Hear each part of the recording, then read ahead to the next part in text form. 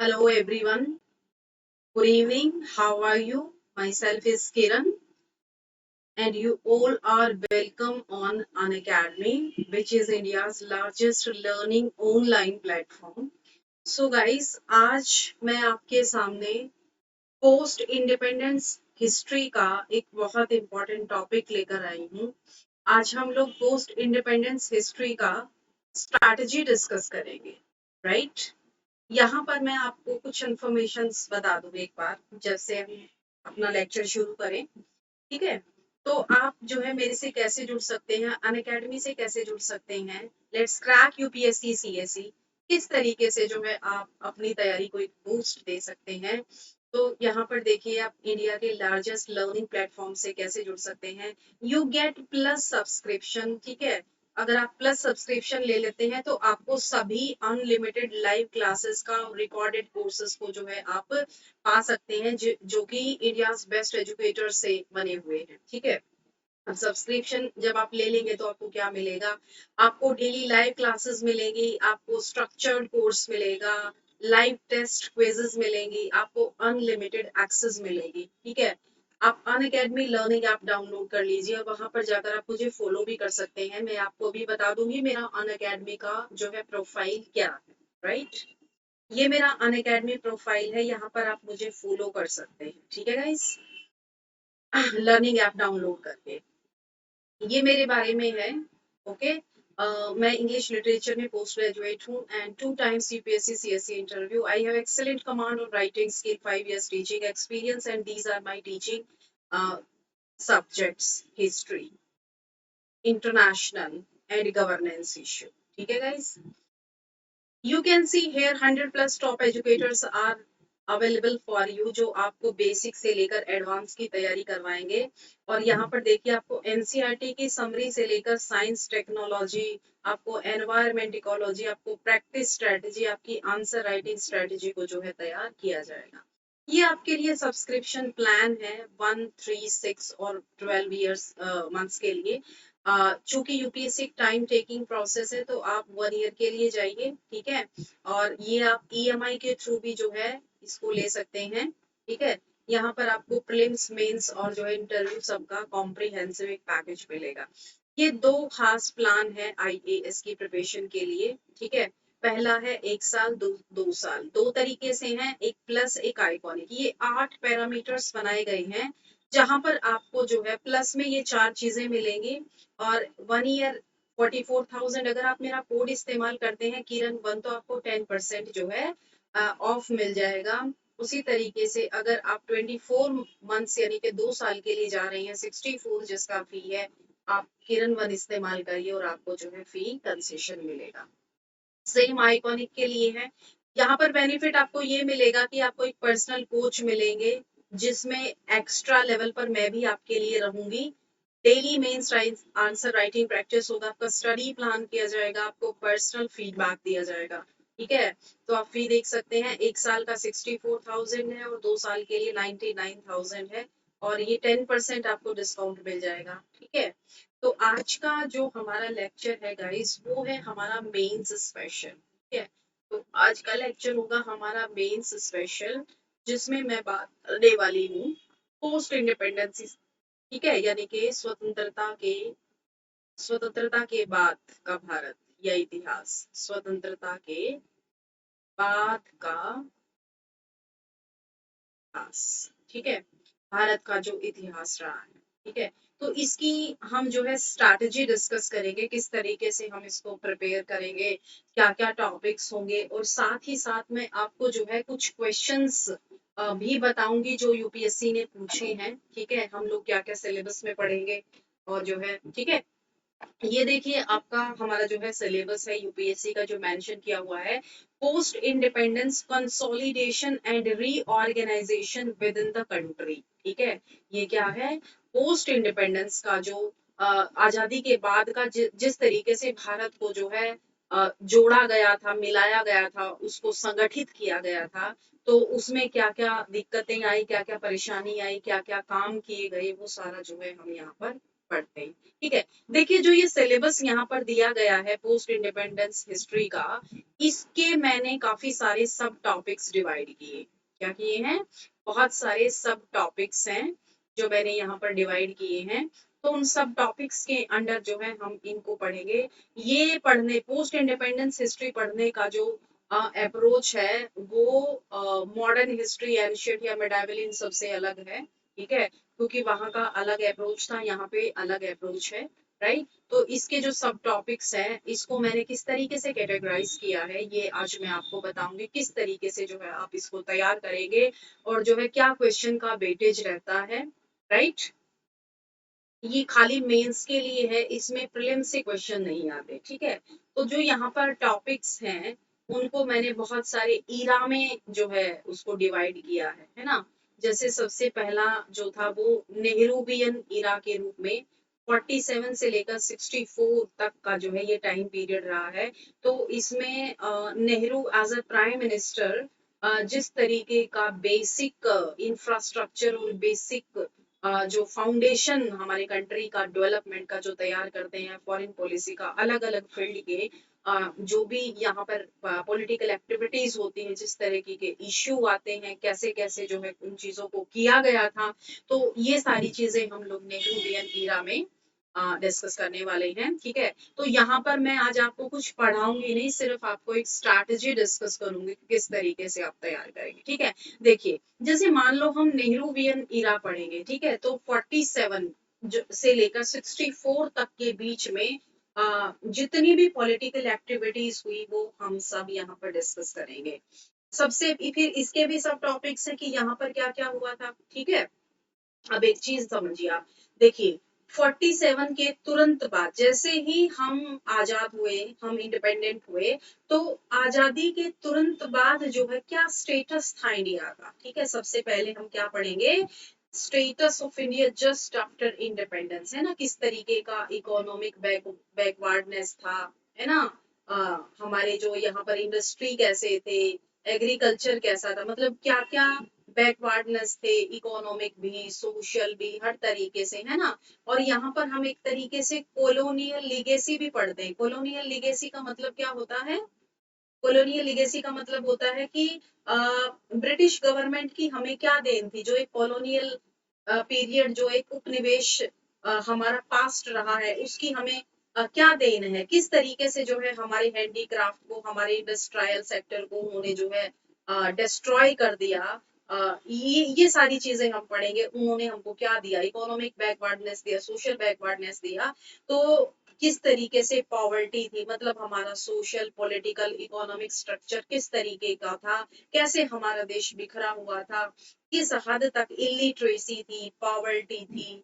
तो ये सारे इशू पर हम बात करेंगे फर्स्ट वाले चैप्टर में, स्टेटस ऑफ इंडिया, है ना। और यहाँ पर हम अपने फर्स्ट जनरल इलेक्शन की भी बात करेंगे। ठीक है, और फर्स्ट जनरल इलेक्शन जब हुआ था तो उसमें कितनी पार्टीज ने पार्टिसिपेट किया था, मतलब एक मोटा मोटी सा जो है आपको मैं ओवरव्यू दे दूंगी। राइट, तो यहाँ पर आपको समझ में आया कि जैसे नेहरूवियन शुरू होगा तो status of India just after independence, है ना, ये हम सबसे पहले जानेंगे, बाकी चीज हम उसके बाद जानेंगे। ठीक है, क्योंकि यही वो चीज है, जैसे इंडिया आजाद हुआ था, यही वो चीज है जो आपके आगे आने वाली चीजों का जो है, आगे आने वाली सभी डेवलपमेंट का जो है एक तरीके से बेस बनेगा। ठीक है, तो एक आप यहाँ पर आपको आइडिया हो जाएगा। ठीक है, उसके बाद जो है क्या क्या समस्याएं आई हमारे पास, what are the problems and the issues faced by the government at that time. Right, next level पर हम पढ़ेंगे integration of princely states. Right, तो 47 से लेकर 56 के बीच में। ठीक है, तो 47 से लेकर 56 1956 के बीच में जो है प्रिंसली स्टेट को जोड़ा गया था। यहाँ पर मैं आपको पढ़ाऊंगी किस तरीके से जो देसी रियासतें थी 552 552 के आसपास। ठीक है, तो इनको किस तरीके से इंडिया में जोड़ा गया था, किस तरीके से इंडिया जो है एक यूनियन, ठीक है, एक यूनियन बना था। ठीक है, यूनियन ऑफ स्टेट बना था। तो ये हम पढ़ेंगे, जम्मू कश्मीर का क्या, ठीक है, और जूनागढ़ का क्या, है ना, हैदराबाद का क्या, किस तरीके से प्रिंसली स्टेट को जो है इंटीग्रेट किया गया, कौन से कमीशन बने, कमेटी बनी, है ना। तो किस तरीके से उस गवर्नमेंट में स्टेप्स लिए गए थे हमारे देश को एक करने में, क्योंकि बहुत बिखरा हुआ था हमारा देश, फ्रेगमेंटेड कंट्री था उस टाइम। तो इसको किस तरीके से एक किया गया, हम ये जो है लेकर चलेंगे। उसके बाद इश्यू ऑफ ऑफिशियल लैंग्वेज, ये जो इश्यू ऑफ ऑफिशियल लैंग्वेज है ये आज तक चल रहा है मुद्दा, ठीक है। तो ये आजादी के बाद तुरंत बाद शुरू हो गया था, लेकिन ये ऑफिशियल लैंग्वेज का मुद्दा आपको पता ही है। लेकिन ज्यादा प्राइमरी लेवल पर ये इंदिरा गांधी के टाइम तक चला था, उसके बाद ये इतना जो है नहीं हुआ। लेकिन आज के टाइम पे इसका इतना रेलिवेंस नहीं है। उस टाइम पे बहुत रेलिवेंस था कि ऑफिशियल लैंग्वेज को किस तरीके से ऑप्ट किया जाए, राइट। क्या ऑप्ट किया जाए, 8 शेड्यूल की लैंग्वेजेस कैसी होंगी जो कॉन्स्टिट्यूशनल स्टेटस दिया गया। तो यहाँ पर लैंग्वेज के बेस पर जो है किस तरीके से गवर्नमेंट में काम किए गए थे, किस तरीके से इसका बेस बना था, तो ये जानेंगे हम। उसके बाद रीऑर्गेनाइजेशन ऑफ स्टेट्स, ठीक है। रीऑर्गेनाइजेशन ऑफ स्टेट्स का मतलब होता है कि पहले कौन यूनियन टेरिटरीज बना, फिर यूनियन टेरिटरीज से जो है स्टेट कैसे बने, है ना, क्या क्या बैकग्राउंड्स रहे, है ना। तो यहाँ पर हालांकि इतना फोकसली आपसे ये नहीं पूछा जाएगा कि हाउ द स्टेट्स आर रीऑर्गेनाइज्ड, नहीं। लेकिन आपको एक बेसिक अंडरस्टैंडिंग यहाँ पर जो है जाननी पड़ेगी, ताकि आप आगे का जो है अच्छे से समझ पाए, ठीक है ना। नेक्स्ट जो थे, देखिए प्रिंसली स्टेट हो गए, और आपके जो स्टेट, फिर रीऑर्गेनाइजेशन ऑफ स्टेट हुआ, क्योंकि यही प्रिंसली स्टेट तो आगे चलकर या तो स्टेट बने थे या वो यूनियन टेरिटरी बने थे, ठीक है। तो फिर एक प्रॉपर मैनेजमेंट कैसे, किस तरीके से इनको किया, फाइनल फाइनल जो हुआ था वो कैसे हुआ, किस कमीशन, है ना, से हुआ था। इसके बाद ट्राइबल कंसोलिडेशन एंड इशू, है ना। जो जनजातियां थी उनको किस तरीके से जोड़ा गया था, ये बहुत बड़ा इशू एक हमारे देश के सामने जो है एक बहुत बड़ा चैलेंज के रूप में भी था कि ट्राइबल को किस तरीके से जोड़ा जाए, क्योंकि ट्राइबल मूवमेंट भी बहुत सारे हुए थे। तो ट्राइबल्स जो है हमारी पॉपुलेशन का, हमारे देश का एक बहुत ही इंपॉर्टेंट पार्ट रहा है, क्योंकि नेशनल फ्रीडम स्ट्रगल में भी एक बहुत बड़ा रोल प्ले किया है ट्राइबल्स ने, बहुत सारे प्राइजिंग्स हुए थे। तो उनको अपने देश से जोड़ना, ताकि उनके अंदर एक एलिनेशन फीलिंग ना आए, ठीक है। तो ट्राइबल कंसोलिडेशन करना भी नेहरूवियन इरा में एक बहुत इंपॉर्टेंट जो है एक्टिविटी रही है। तो इस पर किया गया, इनको जब कंसोलिडेट किया गया तो क्या क्या इश्यूज आए, इनसे रिलेटेड ये आज भी क्वेश्चन पूछे जाते हैं, ठीक है। इनसे रिलेटेड किस तरीके से गवर्नमेंट ने जो है इनको आज पहले शेड्यूल ट्राइब्स, शेड्यूल एरियाज, और फिर जो है पीवीटीजी, है ना, इस तरीके के कॉन्सेप्ट ट्राइबल्स के लिए जाते हैं। तो ट्राइबल अपने आप में एक बहुत इंपॉर्टेंट, क्योंकि हमारा कल्चरल जो है फीचर्स है हमारे देश का, ट्राइबल्स। तो ये होता है पार्टिकुलर वल्नरेबल ट्राइबल ग्रुप, ठीक है। एक तो ट्राइब्स होते हैं, जैसे एक तो ट्राइब्स एरिया हो गए, फिर शेड्यूल ट्राइब्स हो गए, उसके बाद आ जाते हैं फिर इनमें से भी, यानी कि ट्राइबल में भी कुछ ऐसे होते हैं जिनको पीवीटी जी कहा जाता है, ठीक है। 1975 में जो है पहली बार ऐसा हुआ था कि ये पीवीटीजी, यानी कि ट्राइबल्स में भी कुछ ऐसे ग्रुप होते हैं जिनकी पॉपुलेशन बहुत कम है, इलिटरेसी है, और जो है एकदम आजीविका का साधन, और उनकी पॉपुलेशन बहुत कम होती जा रही है, मतलब 50, 30, 100 इस तरीके से मेंबर बचे हुए हैं। तो उनको जो है पीवीटीजी यानी कि पर्टिकुलरली वल्नरेबल ट्राइबल ग्रुप के रूप में फॉर्म किया गया है। आज के टाइम पे जो है ये 75 ग्रुप्स हैं, ठीक है। सबसे ज्यादा उड़ीसा में, ठीक है, 13, सबसे ज्यादा जो है उड़ीसा में 13 पीवीटीजीज हैं, ये माने जाते हैं। 1975 में जो है सबसे पहले 52 ग्रुप निकाले गए थे। उसके बाद 1993 में फिर गवर्नमेंट ने एक्शन लिया तो 23 और निकाले, तो ये टोटल 75 हो गए थे, ठीक है। तो 75 ग्रुप्स आज जो है हमारे देश में पीवीटीजी, ये हमारे मेंस के सिलेबस में भी आता है, तो इसको बहुत ध्यान से करेंगे। सभी पेपर्स में जो है इससे पूछा जाता है, इनसे रिलेटेड किस तरीके से गवर्नमेंट इंटरवेंशंस, किस तरीके की पॉलिसी जो है ली गई है, क्या क्या पॉलिसी इंटरवेंशन रहा है ट्राइबल्स के लिए। एक सेपरेट मिनिस्ट्री भी है, मिनिस्ट्री ऑफ ट्राइबल अफेयर्स, ठीक है। तो वो ये जो है यहाँ पर ट्राइबल्स को कंसोलिडेट करने के लिए ही किया गया, ठीक है। तो ये आपको समझ में आ गया होगा। इसके बाद नेक्स्ट हम चलते हैं फॉरेन पॉलिसी, है ना। जैसे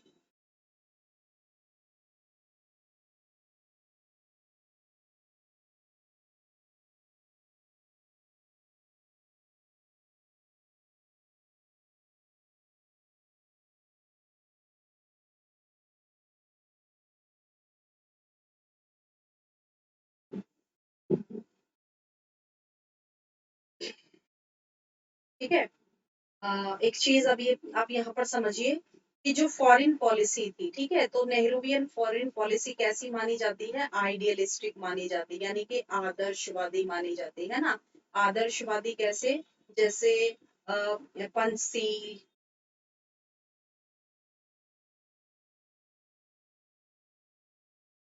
नॉन अलाइनमेंट,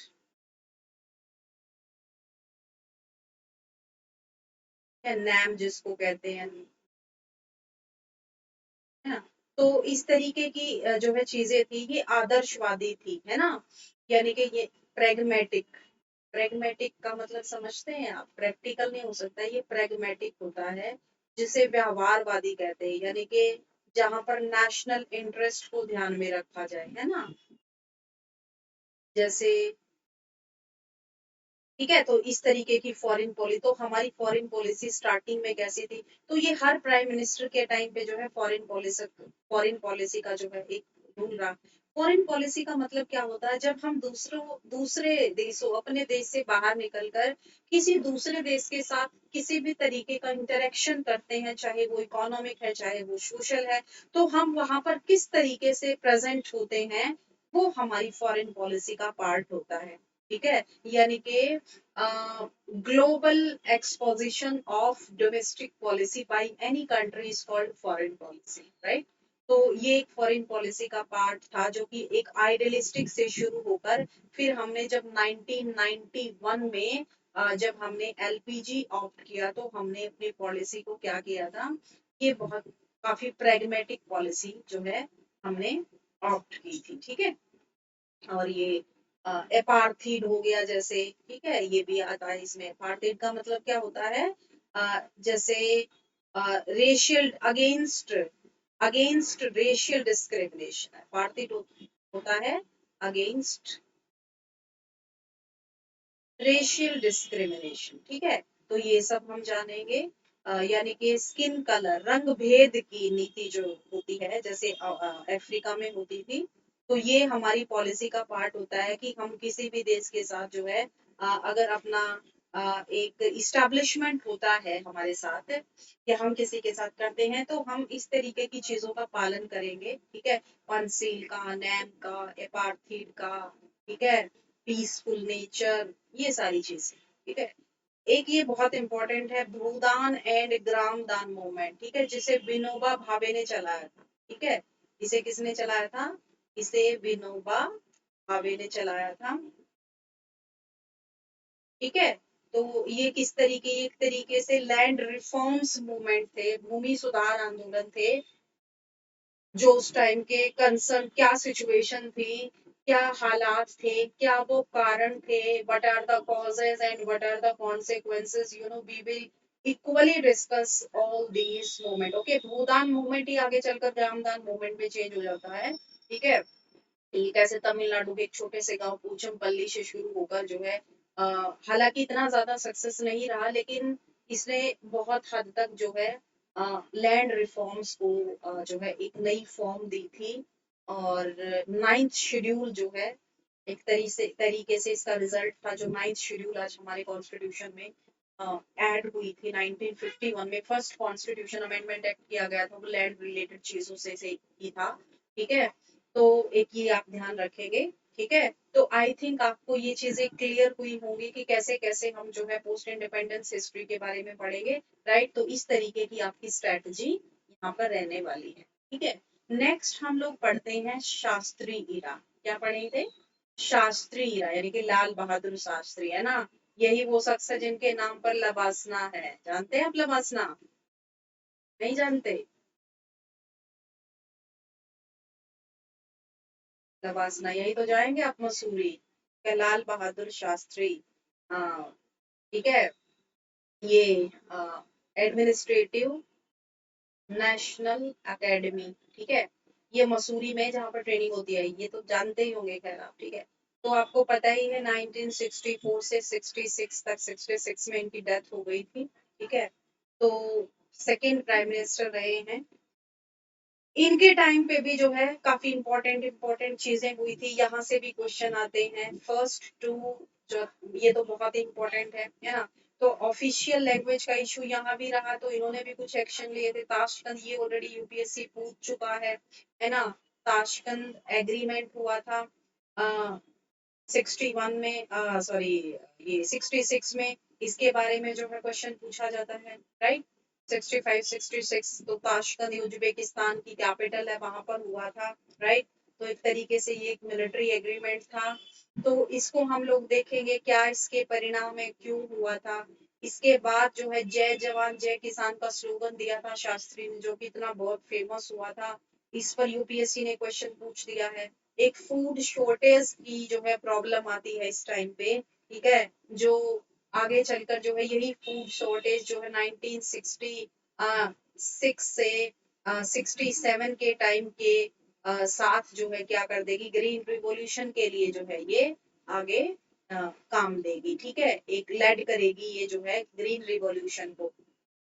इकोनॉमिक क्राइसिस आता है, और जो है इसी टाइम पे, क्योंकि इंडो पाक वार होता है, ठीक है, 1965 में इंडो पाक वार होता है उस टाइम पे, ठीक है। तो ये सारी चीजें जो है हम लोग देखेंगे, ठीक है, ये सारी चीजें डिस्कस करेंगे। इनका जो जो इम्पोर्टेंस रहा है जिस जिस तरीके से, तो वो हम करेंगे, है ना।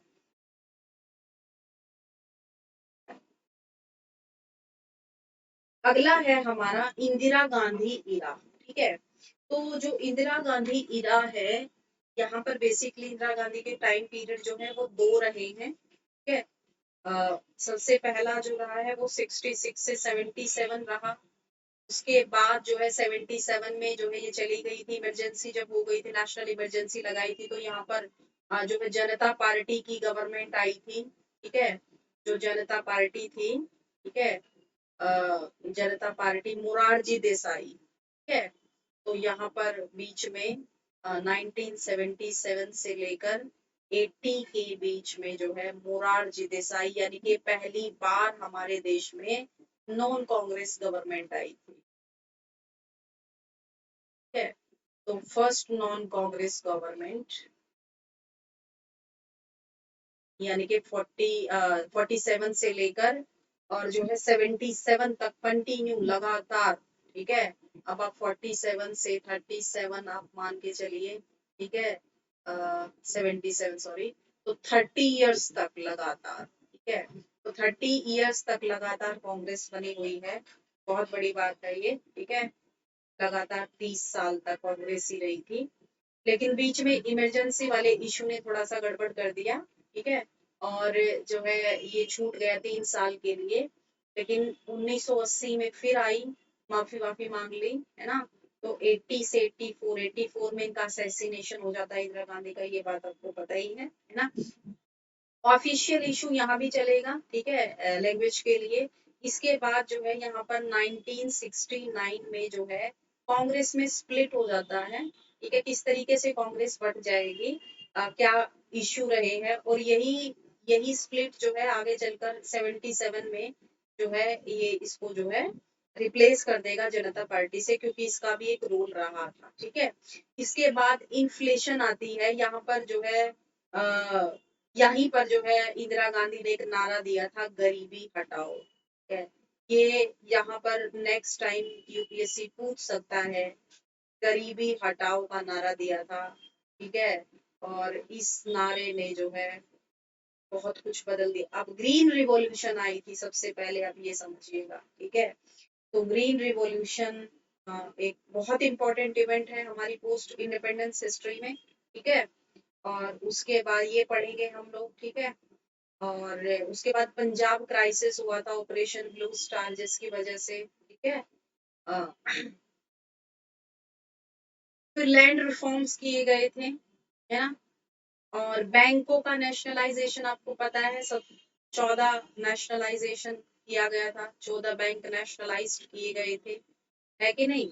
ठीक है। और ये 1969 में किया गया था, पहली बार ऐसा हुआ है ना? अभी दूसरी फर्स्ट टाइम जो है नेशनलाइज बैंक को, यानी कि सरकारी बैंक, इससे पहले बैंक सरकारी नहीं होते थे, तो यहाँ पर बैंकों को जो है गवर्नमेंट के अधीन कर दिया गया था, यानी कि पब्लिक सेक्टर के बैंक बन गए थे, ठीक है। और यहाँ पर देखिए आप, नेशनल इमरजेंसी, ठीक है, ये हुई थी। और नक्सलिज्म भी जो है यहाँ से शुरुआत हो जाती है, ठीक है। और जो कि हमारे थर्ड पेपर में भी आता है। अगर हम लोग पोस्ट इंडिपेंडेंस हिस्ट्री को अच्छे से समझ लेंगे तो हम काफी हद तक अपने जो है सेकंड और थर्ड पेपर का, ठीक है, सेकंड और थर्ड पेपर का, फर्स्ट का तो ऑलरेडी हो ही रहा है, लेकिन हर घटना का बेस जो है यहाँ पर इन घटनाओं में टिका हुआ है। तो सेकंड और थर्ड पेपर के भी काफी टॉपिक्स जो है हम यहाँ से कर लेंगे, क्योंकि थर्ड पेपर में सिक्योरिटी इशू एक्सट्रीमिस्ट मूवमेंट करके दिया हुआ है, जो कि नक्सलाइट से जुड़ा हुआ है, ठीक है, एक्सट्रीमिस्ट दिया हुआ है। तो ये चीज हम जो है उसका बेसिक जो है पॉइंट्स हम यहाँ से सीख सकते हैं, ये चैप्टर मैं आपको कराऊंगी। उसके बाद देखिए 1971 में जो है इंडो पाक वार हुआ था, और जेपी मूवमेंट हुआ था, जयप्रकाश नारायण जो है, जयप्रकाश नारायण जो है, इन्होंने पूरे देश में एक एंटी कांग्रेस मूवमेंट जो है चलाया हुआ था, ठीक है, एंटी कांग्रेस मूवमेंट चलाया हुआ था, क्योंकि इंदिरा गांधी जो इलेक्शन में जीती थी, तो उनका इनके इलेक्शन को जो है चैलेंज कर दिया था जेपी मूवमेंट में, और जो है इनकी आगे चलकर प्राइम मिनिस्टरशिप चली गई थी, ठीक है।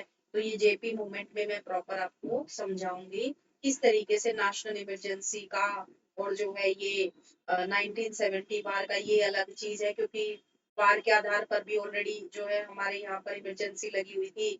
फिर 1975 का नेशनल इमरजेंसी, फिर ये आपको पता ही है, ठीक है, 1975 का तो जो है दो इमरजेंसी हो गई थी ऑलरेडी, ये 71 वाली वार के आधार पर तो थी ही, फिर ये इंटरनल जो है डिस्टरबेंस के आधार पर 1975 में इमरजेंसी को लॉन्च जो है लागू कर दिया गया था। तो दो दो इमरजेंसी, फिर दोनों इमरजेंसी जो है आगे चलकर 1977 में जो है ये रिवोक कर दी गई थी, ठीक है। तो ये चीजें हम लोग जो है थोड़ा सा ऑफिशियली पॉइंट ऑफ व्यू से पढ़ेंगे, बहुत ज्यादा नॉलेज गेन करना या, ठीक है, ये सब हमारा टारगेट नहीं होगा, ठीक है।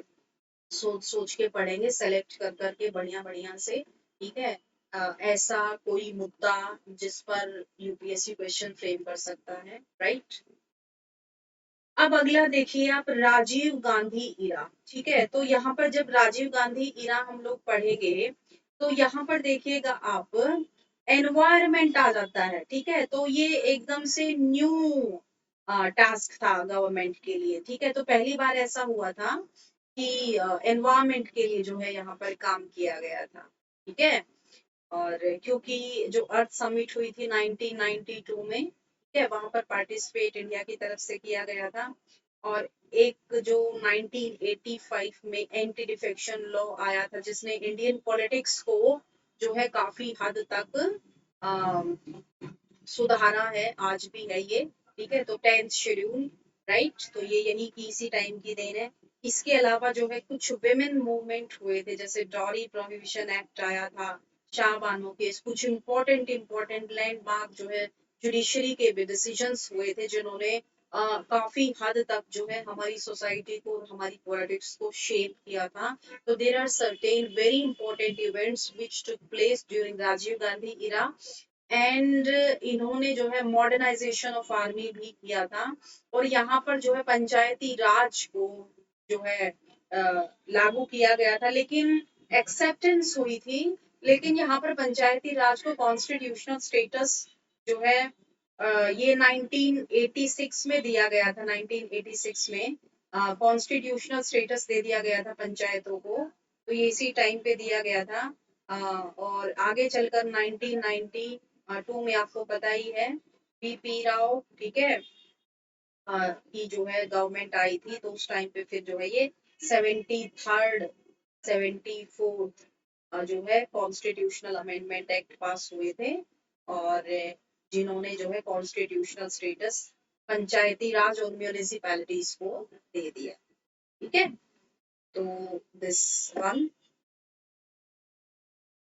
अभी मैं आपको जो है यहाँ पर कुछ क्वेश्चंस जो है मैं आपको डिस्कस करा दूं ताकि आपको एक आइडिया हो जाए। यूपीएससी के पूछे गए क्वेश्चन है। ये क्वेश्चन मैंने 2000, क्योंकि 2013 में ही ये सिलेबस बदला था, 2013 से लेकर 2019 के बीच में, ठीक है, जितने भी बीच में जो है 19 में भी कोई क्वेश्चन नहीं पूछा गया, जो 19 का मेंस हुआ था वहां से कोई, यहाँ से इस सेक्शन से कोई क्वेश्चन नहीं पूछा गया, लेकिन 13 में जो है सबसे ज्यादा क्वेश्चन 13 में पूछे गए थे। ठीक है, तो ये मैं आपको बता दूं। देखिए फर्स्ट क्वेश्चन जो था वो है, critically discuss the objectives of Bhudan and Gram Dan movement, ठीक है, initiated by Acharya Vinoba Bhave and their success। ठीक है, देखिए अब इस क्वेश्चन को हम लोग कैसे करेंगे। देखिए यहाँ पर पूछा है कि जो भूदान मूवमेंट और जो ग्राम दान मूवमेंट चलाए गए थे उनकी सक्सेस बताइए। ठीक है, देखिए जहां पर क्रिटिकली डिस्कस आ जाए ना, तो यहाँ का क्या मतलब होगा, यहाँ पर मतलब होगा आप कॉजेज भी बताएंगे, भाई किस कारण से शुरू हुआ ये चीज बताते हुए आप जो है इसका एक पूरा चिट्ठा तैयार करेंगे। कैसे, आप इसके कॉन्सिक्वेंसेस भी बताएंगे, इसके रिजल्ट बताएंगे। ठीक है, यानी कि अचीवमेंट।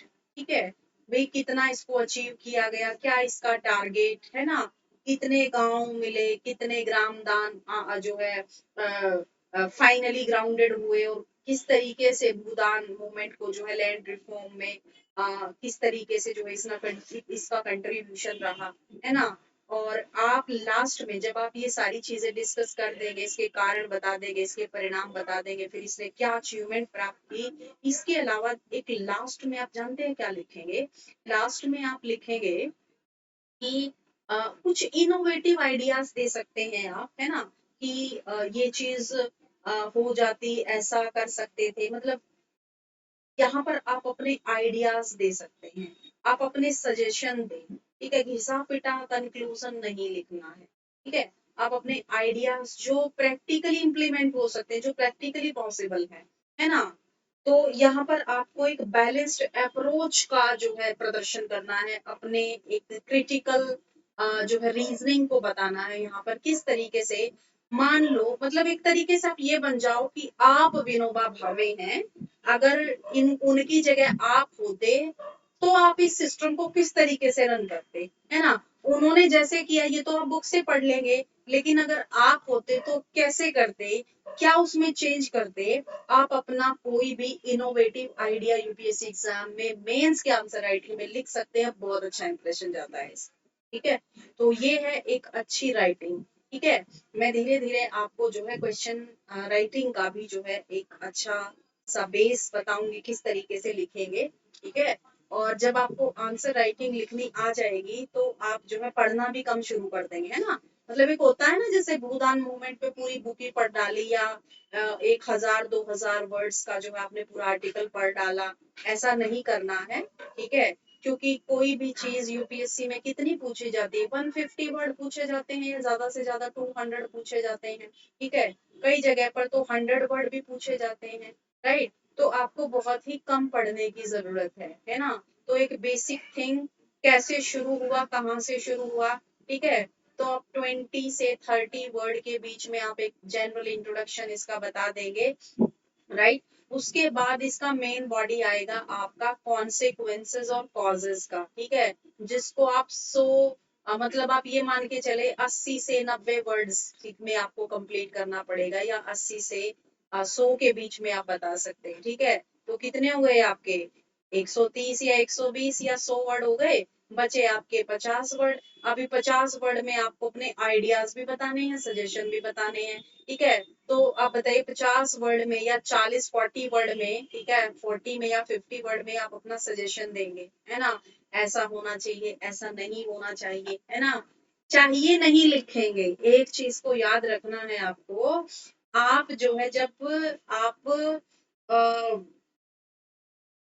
कंक्लूजन लिखते हैं किसी भी क्वेश्चन का, तो जजमेंट नहीं देना है, बहुत जल्दी जजमेंट नहीं देना है। ठीक है, जजमेंटल नहीं होना है आपको, है ना, कि ऐसा नहीं ऐसा होना चाहिए, है ना। जैसे क्योंकि जजमेंट देने के लिए ना बहुत सोचना पड़ता है, बहुत सारे डायमेंशंस को, अवेलेबल ऑल्टरनेट्स को जो है देखना पड़ता है, क्या सही क्या गलत। तो बहुत सोच समझकर एक बैलेंस्ड अप्रोच को ध्यान में रखते हुए आप जो है उसका कंक्लूजन लिखेंगे। वो प्योरली प्रैक्टिकल भी होना चाहिए और प्योरली आपकी इमेजिनेशन पर, आपके इनोवेटिव आइडियाज पर, ठीक है। ये नहीं है कि एग्जामिनर को आपका आंसर पढ़ के पता चले ये तो किताबी है आदमी, है ना, इसके पास चीजों को जो है मैनेज करने की कैपेबिलिटी नहीं है ना। तो उन्होंने आपसे भूदान ग्रामदान मूवमेंट पूछा, तो इसका मतलब वो आपसे जानना चाह रहा है कि अगर आप आचार्य विनोबा भावे होते और तो आप जो है उसको और ज्यादा सक्सेस, मतलब जितना वो सक्सेस हुआ है उसको और ज्यादा सक्सेसफुल बनाने के लिए आप क्या करते हैं, ठीक है। तो आपके जो आइडियाज होंगे वो इसी स्टोरी पर बेस्ड होंगे, ठीक है। समझ में आया। उसके बाद आगे चलते हैं, चलिए दूसरा आंसर देखते हैं।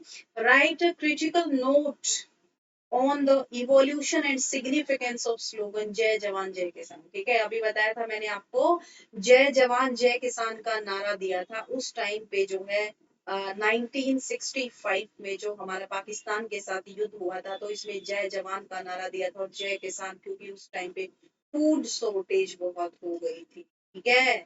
तो इनका हौसला बढ़ाने के लिए, इन समस्याओं से दूर जो है इन समस्याओं को दूर करने के लिए हमारे the then prime minister Lal Bahadur Shastri have given a slogan that is जय जवान जय किसान, राइट।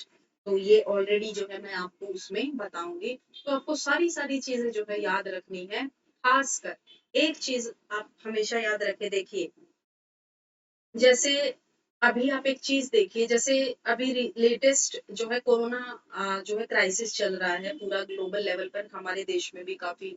तो यहाँ पर देखिए, जब जब भी हमारे प्राइम मिनिस्टर आते हैं मीडिया पे या पब्लिक को एड्रेस करते हैं किसी भी लेवल पर, तो वो कुछ ऐसी बात बोलते हैं, जैसे उन्होंने बोला 2 गज की दूरी, है ना। तो वो जो 2 गज की दूरी है वो भी एक तरीके का स्लोगन है ना। मास्क पहनिए, तो 2 गज की दूरी का जो ये दिया गया है, ये जो कॉन्सेप्ट है ना, ये भी अपने आप में एक स्लोगन है जो कि कोरोना क्राइसिस, तो आगे इन फ्यूचर कभी जब आपके बच्चे मेंस लिखेंगे तो हो सकता है उनसे ये क्वेश्चन पूछा जाए कि एक कभी कोरोना था, कि कोरोना काल में 2 गज की दूरी का स्लोगन का जो है सिग्निफिकेंस बताइए कि किस तरीके का सिनेरियो। तो बच्चे लिखेंगे उस टाइम पे कोरोना आया था, है ना, और जो है उसमें ये जो है सावधानियां बरतनी होती थी, एक सोशल डिस्टेंसिंग को जो है हाईलाइट करने के लिए 2 गज की दूरी का जो है स्लोगन, एक कॉन्सेप्ट दिया गया है ना। इसके अलावा बहुत सारे सोशल मीडिया पे भी या लोगों ने भी बहुत सारे जो है अपने अपने तरीके से चीजों को जो है इम्प्लीमेंट करने के जो है सजेशंस बताए, ऐसे मास्क, तरह तरह के मास्क, बहुत सारी चीजें सामने आई, कल्चरल डाइवर्सिटी, दिस दैट, है ना। तो यहाँ पर हम लोग क्या करेंगे, इसी तरीके से भी उस टाइम पे जय जवान जय किसान का एक प्रधानमंत्री, देश का प्रधानमंत्री ये स्लोगन दे रहा, तो अपने आप में बहुत बड़ी बात थी। एक तरफ फूड शॉर्टेज था, एक तरफ हमारा जो है मिलिट्री क्राइसिस था, क्योंकि युद्ध चल रहा था पाकिस्तान के साथ।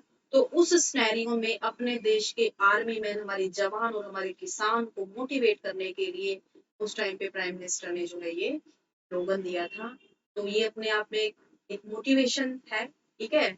तो इसके एवोल्यूशन के बारे में लिखेंगे। अब आप एक चीज आपको समझ में आई होगी यहाँ पर, क्या इनके आंसर देने के लिए हमें ज्यादा पढ़ने की जरूरत है नहीं, एक बेसिक अंडरस्टैंडिंग हमारे पास होनी चाहिए।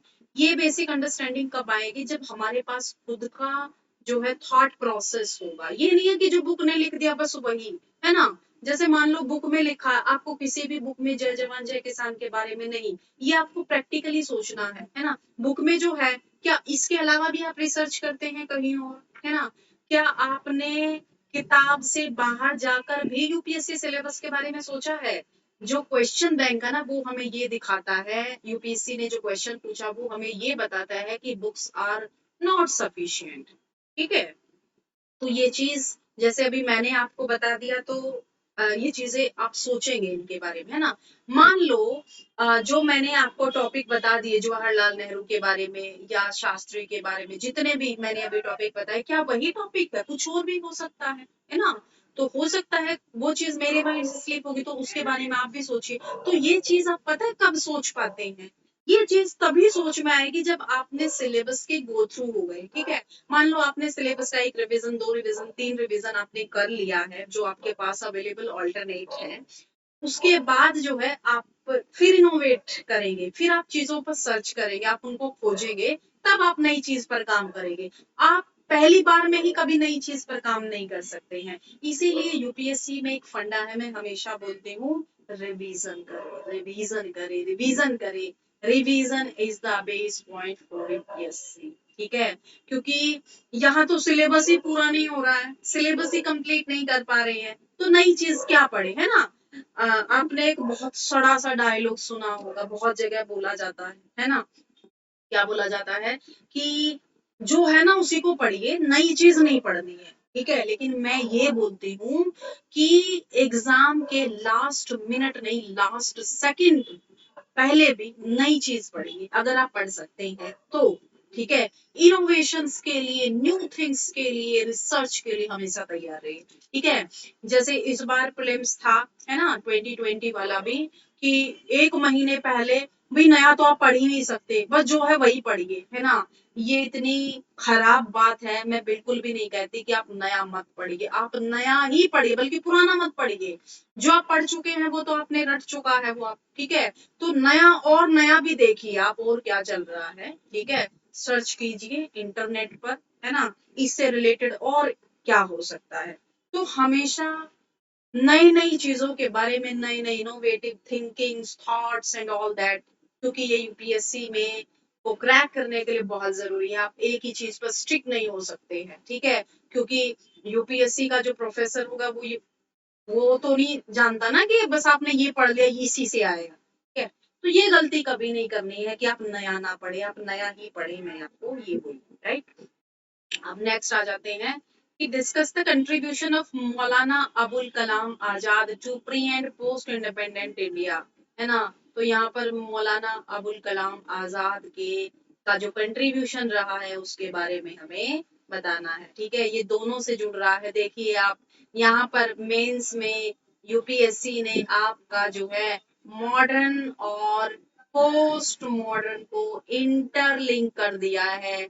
इसका क्या मतलब है, इसका मतलब ये है कि आपको चीजों को जोड़ना आना चाहिए, क्या आना चाहिए, पोस्ट इंडिपेंडेंस, ठीक है। यानी कि आपको चीजों को इंटरलिंक करना आना चाहिए, ठीक है। तो आप क्या करेंगे, आप जब नेशनल फ्रीडम स्ट्रगल पढ़ते हैं, मतलब आंदोलन पढ़ते हैं, नेशनल मूवमेंट पढ़ेंगे, तो उसमें आपको कुछ ऐसे लीडर्स मिलेंगे जिन्होंने जो है आजादी के बाद बहुत काम किए हैं, ठीक है। तो ये वही था, हाईलाइट किया। किसी बुक में मिलेगा आपको, ये नहीं मिलेगा, नहीं मिलेगा ये आपको, ठीक है। तो ये जानने के लिए, जानते हैं आपको क्या करना पड़ेगा, आपको जो जो फर्स्ट इलेक्शन होगा ना, जो फर्स्ट जनरल इलेक्शन होगा, और फर्स्ट जनरल इलेक्शन में जो पहला कैबिनेट बना था जवाहरलाल नेहरू का, उस कैबिनेट के जितने भी मेंबर थे, है ना, जितने भी मिनिस्टर थे, उन सब के बारे में आपको नॉलेज होनी चाहिए भाई, क्या है। सब मिनिस्टर्स के बारे में पढ़ो आप, तभी आपको आइडिया होगा कि कौन जो है जिन्होंने पोस्ट इंडिपेंडेंट के बाद क्या किया था। क्योंकि जनरली उन लोगों की बनाई हुई एजुकेशन पॉलिसी, फाइनेंस पॉलिसी, और जो है फिर डिफरेंट एग्रीकल्चर में, इंडस्ट्री में, उन्हीं का तो जो चल रहा है, ठीक है। अब देखिए उस टाइम पे प्लानिंग सिस्टम भी हुआ करता था, एजुकेशन इकोनॉमिक सिस्टम में पढ़ाऊंगी मैं आपको। प्लानिंग 5 ईयर प्लान आए, ठीक है। अब देखिए 5 ईयर प्लान जो है अब 2015 में जाके खत्म हुए हैं, है ना। जब योजना आयोग को खत्म करके क्या बना दिया गया, नीति आयोग बना दिया, ठीक है। तो नीति आयोग बना, राइट। तो आगे फिर नीति आयोग भी अब हमारी हिस्ट्री का पार्ट है, राइट। तो इस तरीके से जो है चीजों को आप लेकर चले, राइट। नेक्स्ट जो है आप देखिए, analyse the circumstances that led to Tashkent agreement. देखिए ये वाला जो है इन 1966, ये मैंने बताया आपको, ठीक है। देखिए यहाँ पर आपके 2 क्वेश्चन जो है, जय जवान जय किसान और ताशकंद एग्रीमेंट 2 क्वेश्चन शास्त्री से आए, ठीक है, शास्त्री इरा से आए हैं। मैंने कुछ और भी उसमें ऐड किया है, ठीक है, ऐसा नहीं है कि अब ये 2 आ गए तो ये आगे नहीं, आगे तो आएंगे नहीं है ना, क्योंकि मेन में तो बहुत मुश्किल होता है आपका रिपीटेशन हो, लेकिन इसी तरीके का आपको एक आइडिया तो मिला कि मान लो हम शास्त्री राह पढ़ रहे हैं तो उसमें किस किस तरह, तो आपको किताब से बाहर निकल कर भी थोड़ा काम करना पड़ेगा, खुद से सोचना पड़ेगा, ठीक है। अब ये एग्रीमेंट हुआ था तो इस एग्रीमेंट के हाइलाइट्स जो थे वो आपको बताने पड़ेंगे। अब यहाँ पर 2 चीजें पूछी आपसे, एक तो एग्रीमेंट के बारे में पूछा है और ये भी पूछा है कि किस सर्कमस्टांसेस में हुआ, इसका मतलब क्या है, आपको बैकग्राउंड पता होना चाहिए वो ताशकंद एग्रीमेंट के लिए, ठीक है, ये आपको पढ़ना पड़ेगा, राइट। मैं भी पढ़ाऊंगी आपको। और नेक्स्ट जो है critically examine the compulsions which prompted India to play decisive roles in the emergence of Bangladesh, ठीक है, जो 1971 में इंडो पाक वार हुआ था इंदिरा गांधी के टाइम पे, उसमें जो है हमने बांग्लादेश को सपोर्ट किया था, बांग्लादेश बनाया था एक नया देश, क्योंकि ये पहले ईस्ट पाकिस्तान हुआ करता था ना, ठीक है, तो इसको इसमें जो है इंदिरा गांधी गवर्नमेंट में के टाइम पे जो है काफी कंट्रीब्यूशन दिया गया था, तो यहाँ पर जो है हमें वो चीज देखनी है। आपने जनरली सोशल मीडिया पर या अपने घर परिवार में बड़े बूढ़ों से सुना होगा इंदिरा गांधी ने ऐसा किया वैसा किया, है ना, तो उन चीजों को आप ऑथेंटिक फॉर्म में किस तरीके से लिखेंगे, टेक्निकल फॉर्म कैसे देंगे आप, ठीक है, गवर्नमेंट पॉलिसी की फॉर्म में किस तरीके से लिखेंगे, एज एन एडमिनिस्ट्रेटर आप उन चीजों को कैसे देखते हैं, ऐसा क्या हुआ, है ना, ऐसा मतलब वो लिस्ट एक आपको यहाँ पर बतानी होगी जिसने बांग्लादेश को बनाने में हेल्प की, राइट। अब देखिए आप 13 के बाद जो है 17, highlight the importance of new objectives, highlight the importance of new objectives that got added to the vision of Indian independence since the 20s of last century, ठीक है, यानी कि आपको वो ऑब्जेक्टिव्स बताने हैं, वो विजन बताना है जिसने इंडियन इंडिपेंडेंस के लिए जो है since the 20s of last century, 20s of last centuries, ठीक है, इसमें आपको बताना, ये भी आपका देखिए इंटरलिंक्ड है, इसको भी यूपीएससी ने मॉडर्न और पोस्ट मॉडर्न, ठीक है, ये सारा मैं बताऊंगी, आज सिर्फ मैं आपको एक स्ट्रैटेजी बता रही हूँ, राइट, इसलिए डरना नहीं है और ना ही ये सोचना कि अरे क्या होगा, है ना। Distinguish between religiousness, religiosity, and communalism, giving one example of how the former has got transformed into the latter in independent India. देखिए रिलीजियसनेस क्या होता है या रिलीजियोसिटी क्या होता है, ठीक है, मतलब एक ही बात है ये दोनों, राइट, एंड कॉम्युनलिज्म, ठीक है, इन दोनों के बीच अंतर क्या है। अब एक चीज समझिए, रिलीजियसनेस क्या होता है कि मैं धार्मिक हूँ, है ना, मैं हिंदू धर्म मानता हूँ, मैं क्रिश्चियन मानता हूँ, मैं पारसी हूँ, मैं मुस्लिम हूँ, ठीक है, आप जो भी धर्म मानते हैं दैट इज अनदर, है ना, लेकिन जब आप ये मानने लग जाए कि मेरा धर्म आपके धर्म से बेहतर है और आपका धर्म मेरे धर्म के लिए खतरा है, थ्रेट है, तो वो चीज क्या हो जाएगी, वो कॉम्युनलिज्म, यानी कि जब रिलीजियस सेंटीमेंट्स, यानी कि रिलीजन में जब फेथ, रिलीजन का मतलब क्या होता है, एक फेथ, एक सेंटिमेंट, है ना, जहां पर आप अपने मन के सेंटिमेंट या आपका एक विश्वास वर्शिप ये सब होता है, लेकिन जब वो चीज आप नेगेटिव फॉर्म में ले जाए तो वो कम्युनिज्म का पार्ट बन जाएगी, ठीक है, तो यहाँ पर वही डिफरेंस हमको बताना है, ठीक है, और किस तरीके से जो है एक रिलीजियसनेस ही आगे चलकर कम्युनिज्म का पार्ट बन जाती है, ठीक है, तो ये चीज तो आप बहुत अच्छे से समझते होंगे, राइट।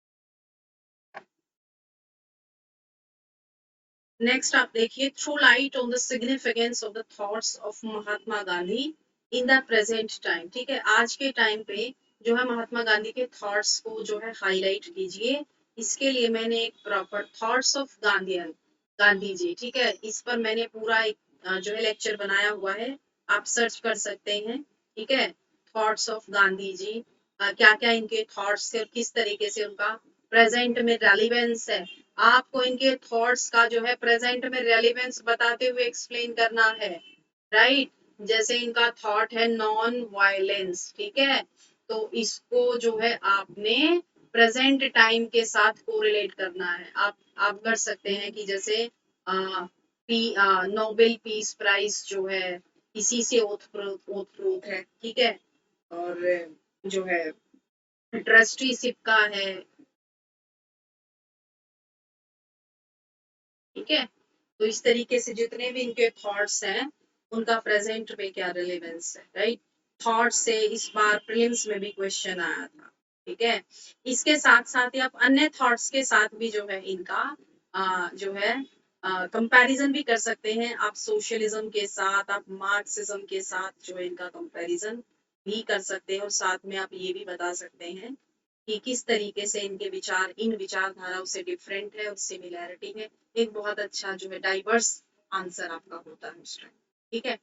तो डाइवर्स लिखना है आपको सारे डायमेंशंस को ध्यान में रखते हुए, है ना। Discuss whether the formation of new states in recent times is beneficial or not for the economy of या, है ना। ये क्वेश्चन जो है आपका रीजनलिज्म से जुड़ता, रीजनलिज्म जिसे क्या बोलते हैं, क्षेत्रवाद, क्या बोलते हैं, क्षेत्रवाद, राइट। यानी कि जो छोटे छोटे नए स्टेट बनाए जाते हैं या बड़ा भी हो जाए कोई, ठीक है, तो नए स्टेट का बनना क्या हमारे देश की इकोनॉमी के लिए बेनिफिशियल है या नहीं, है ना। इस चीज पर हमसे हमारी राय पूछी है, ठीक है। तो जिस देश में आप आईएएस बनने जा रहे हो तो आपको पता होना चाहिए, है ना। न्यूज़पेपर में जो भी कुछ छपता है वो किसी किसी न किसी पर्सन के व्यूज होते हैं। आप उस चीज के बारे में क्या सोचते हैं, तो ये आपको जो है पता होना चाहिए, ठीक है। तो ये था आपके लिए आज का लेक्चर, ठीक है।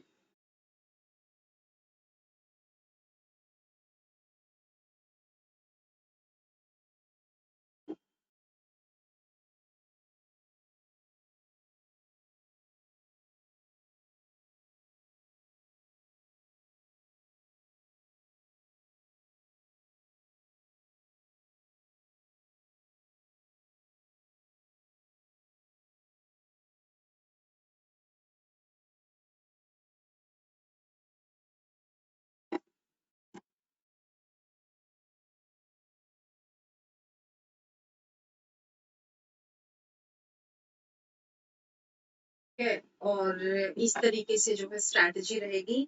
अगर आपको कोई डाउट होता है तो आप जो है यहाँ कमेंट बॉक्स में जो है मुझे अपना डाउट पुट कर सकते हैं, ठीक है। मैं रिप्लाई जरूर करती हूँ, ठीक है, और आप पुट करिए। तो आज के लिए इतना ही। मैं फिर आपसे कहना चाहूंगी कि आप जो है सब्सक्रिप्शन लें और जो है अपनी तैयारी को एक सेंस ऑफ रिस्पॉन्सिबिलिटी के साथ तैयार करें, okay? So be prepared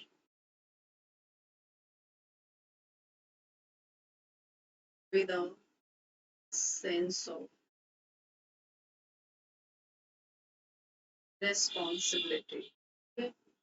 क्योंकि फिर आप जो है इसको अ, एक जिम्मेदारी के साथ कर पाएंगे, ठीक है, और इसका आउटपुट भी बहुत अच्छा आएगा, ठीक है? तो आप इसके लिए जाइए, अ, यहाँ पर चैनल होगा इसको सब्सक्राइब कर दीजिए आप। और अगर वीडियो आपको वीडियो मैं ये तो नहीं कहूंगी कि आपको ये पसंद आए ना आए, ठीक है, क्योंकि मेरी जो अप्रोच है यहाँ पर, ठीक है, मैंने आपको वो बताया है जो यूपीएससी सोचता है या जो क्वेश्चन से हमने, है ना, जो मेरा एक्सपीरियंस है इस एग्जाम्स का, I have share that things with you, okay. UPSC में गलत सही जो है क्या होता है क्या नहीं, क्योंकि यूपीएससी जो सोचता है वही गलत है और वही सही है, ठीक है। तो वो यूपीएससी पर डिपेंड करता है कि वो किस चीज को सही और किस चीज को गलत मानता है। हमें बस उसके अकॉर्डिंग बनना है, ठीक है। और ये चीजें जो है अच्छी किताबें है कुछ जो यूपीएससी भी फॉलो करता है, शायद करता होगा, मुझे ऐसा लगता है। और उन्हीं अच्छी बुक्स पर या एक अच्छी गाइडलाइंस पर जो है हमें अपनी तैयारी को बेस भी करना है, राइट। तो अगली क्लास जब हमारी होगी तो मैं जो है कुछ और नए टॉपिक्स पोस्ट इंडिपेंडेंस हिस्ट्री के लेकर आएंगे, ठीक है। तब तक के लिए जो है आप तैयारी करते रहे अच्छे से, ठीक है। Thank you so much, bye bye and take care.